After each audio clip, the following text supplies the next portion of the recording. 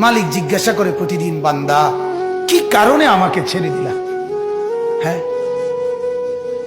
রাত 12টা বাজে তুমি ঘুমায় গেলা, মা ঘুমায় গেল, বাপ ঘুমায় গেল, বিবিও ঘুমায় গেছে, পাড়া পড়শি ঘুমায় গেছে।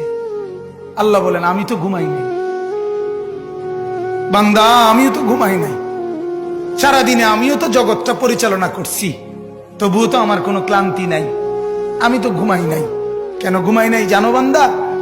রাতের 2টা বাজে যদি তোমার পেশাব করতে হয়, রাতের 3টা বাজে যদি তোমার দরজা খুলতে হয়, তখন যদি তোমাকে উঠতে হয়, আর আমি যদি ঘুমায় যাই বান্দা, তোমারে চোখ মেলে দিবে কি?